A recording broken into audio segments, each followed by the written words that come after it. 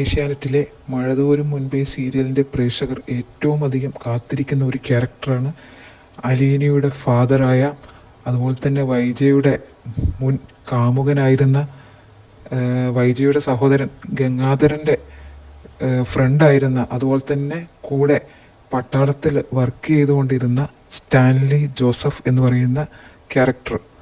അപ്പം അതാരായിരിക്കും എന്നുള്ള ആകാംക്ഷയിലാണ് പ്രേക്ഷകർ വെയിറ്റ് ചെയ്തുകൊണ്ടിരുന്നത്. അപ്പം ഇപ്പം കുറച്ച് നേരം മുമ്പ് ഏഷ്യാനെറ്റ് ഒരു പ്രൊമോ പുറത്തു വിട്ടിട്ടുണ്ട്. അതായത് ബാലചന്ദ്രൻ സ്റ്റാൻലിയെ തേടി പോകുന്ന ഒരു പ്രൊമോ വീഡിയോ ആണ് പുറത്തുവിട്ടിരിക്കുന്നത്. ആരാണ് സ്റ്റാൻലി ജോസഫ് എന്ന് ശരിക്കും പറഞ്ഞാൽ അതിനകത്ത് മുഖം വ്യക്തമാക്കുന്നില്ല. കുറേ നായ്ക്കളെയും പിടിച്ചുകൊണ്ട് നടക്കുന്ന ഒരാളുടെ ഒരു വീഡിയോ ആണ് കൊടുത്തിരിക്കുന്നത്. അപ്പം ആരാണ് സ്റ്റാൻലി ജോസഫ് എന്നറിയാനുള്ള ആകാംക്ഷയിലാണ് പ്രേക്ഷകർ.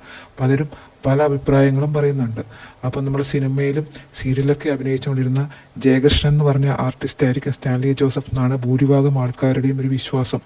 പുള്ളി വരണം എന്നുള്ളതാണ് കുറേ പേരുടെ ആഗ്രഹവും. അപ്പോൾ ജയകൃഷ്ണൻ വരുമോ വരില്ലയോ എന്നൊന്നും അറിഞ്ഞുകൂടാ. പിന്നെ ഈ പുറത്ത് വിട്ട വീഡിയോ, ആ ഒരു വീഡിയോയിലുള്ള ആളുടെ ഒരു ബോഡി ലാംഗ്വേജ് വെച്ച് അത് ജയകൃഷ്ണനല്ല.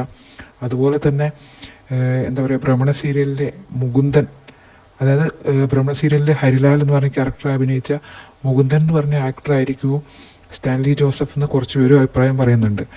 പക്ഷേ ഈ ഒരു ക്യാരക്ടറിൻ്റെ ഒരു വീഡിയോ വെച്ച് മുകുന്ദനും അല്ല എന്നാണ് എൻ്റെ ഒരു തോന്നൽ.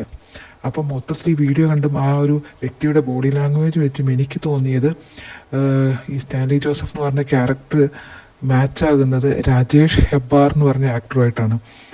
അതുമാത്രമല്ല, ഈ രാജേഷ് ഹെബ്ബാർ എന്ന് പറഞ്ഞ ആക്ടർ ഇപ്പം ജോയ്സിയുടെ തന്നെ മഴവിൽ മനോരമയിൽ ടെലികാസ്റ്റ് ചെയ്യുന്ന ഒറ്റ ശിഖരം എന്ന് പറഞ്ഞ സീരിയലിലുണ്ട് രാജേഷ് ഹെബ്ബാർ. അപ്പോൾ ഇപ്പം പുള്ളി അതിനകത്ത് മരിച്ചു പോയതായിട്ടാണ് കാണിച്ചിരിക്കുന്നത്. അപ്പോൾ ഇനി ഈ സീരിയലിൽ രാജേഷ് ഹെബ്ബാർ ആയിരിക്കുമോ ഈ ക്യാരക്ടർ ചെയ്യാൻ വരിക എന്നറിയില്ല. ഇപ്പം ഏഷ്യാനെറ്റ് റിലീസ് ചെയ്തിരിക്കുന്ന വീഡിയോയിലെ ആ ഒരു വ്യക്തിയും പുറകിൽ നിന്നുള്ള ഒരു വിഷ്വലും കാണുമ്പോൾ രാജേഷ് ഹെബ്ബാറുമായിട്ട് പുള്ളിയുടെ ഒരു ബോഡിയുമായിട്ടാണ് മാച്ചായിട്ട് തോന്നുന്നത്. അതായത് നമുക്കിനി എന്താ പറയുക, സീരിയൽ വരുമ്പോഴേ അറിയാൻ പറ്റുള്ളൂ ആരാന്നുള്ളത്. അതുവരെ നമുക്ക് നോക്കാം ആരാന്ന്.